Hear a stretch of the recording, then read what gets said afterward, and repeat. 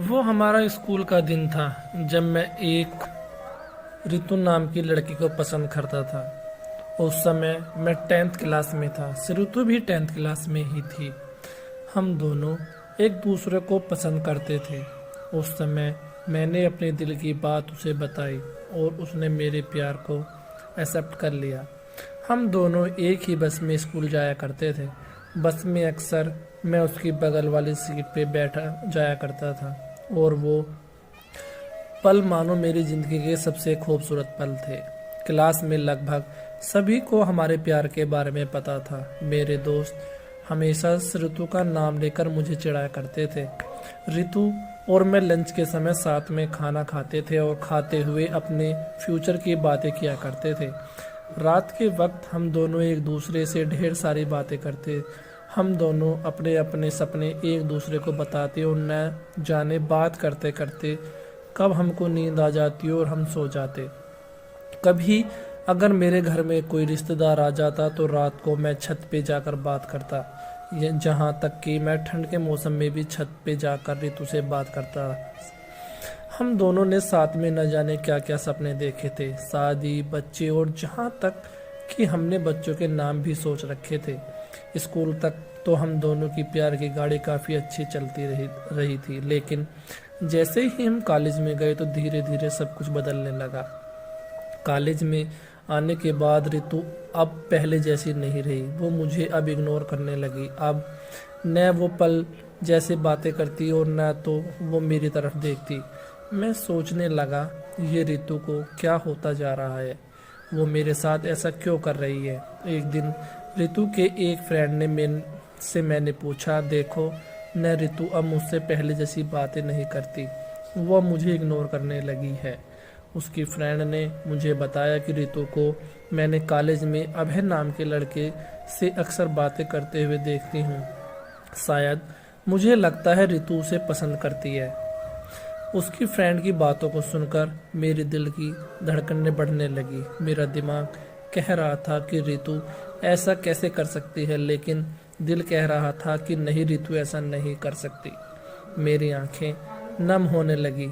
मैंने अपने आंसुओं को रोका, लेकिन जब भी मैं अंदर से रोने लगा, घर जाकर मैंने ऋतु का फेसबुक अकाउंट और इंस्टाग्राम अकाउंट चेक किया।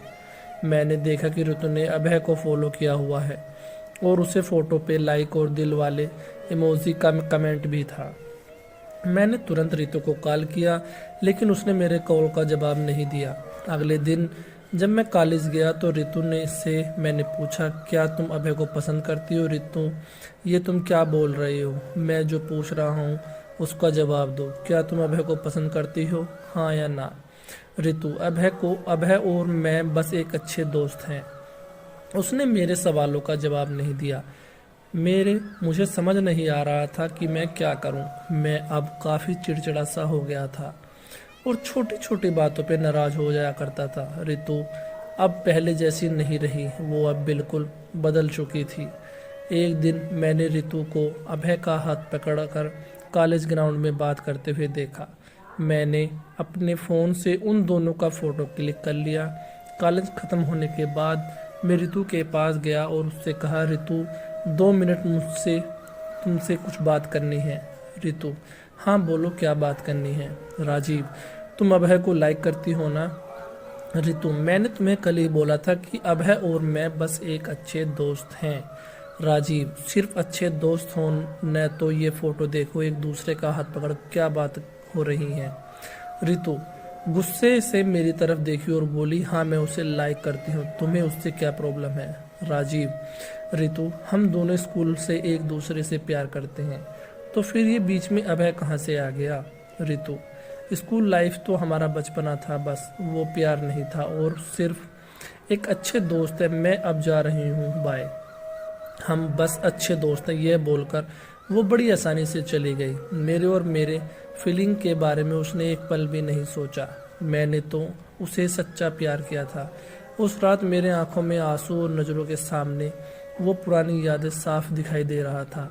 उसकी पुराने फ़ोटो को देखकर मैं बस रोता रहा। मुझे कुछ भी खाने पीने का मन नहीं कर रहा था। मेरी भूख प्यास सब कुछ मर चुकी थी। मैं बीमार पड़ गया, मेरी तबीयत पूरी तरह ख़राब हो गई। मैं कई दिनों तक कॉलेज नहीं गया। रात को जब भी उसे ऑनलाइन देखता तो मुझे बहुत तकलीफ़ होती। जब मैं उसे मैसेज करता तो वो मेरे मैसेज का जवाब नहीं देती। मैं बस ये चाहता था कि वो मुझसे बातें करे, लेकिन वो मुझे अब भूल गई थी। ऋतु मेरा पहला प्यार था। वो कहते हैं कि पहले प्यार को आप भुला नहीं पाते हो। मैं भी उसकी यादों को नहीं भुला पाया। आज भी जब मैं अपने स्कूल के रास्ते से गुजरता हूँ तो वो पुरानी यादें फिर से ताज़ा होने लगती हैं। अब कॉलेज में दोस्तों से मुस्कुराते हुए मिलता हूँ, लेकिन अंदर से आज भी दुखी हूँ। अब ये दुख कब कम होगा मुझे नहीं पता। जीवन में जैसा हम सोचते हैं वैसा नहीं होता। आप सच्चे हो इसका ये मतलब नहीं कि सामने वाला भी सच्चा हो। वक्त के साथ इंसान भी बदल जाते हैं।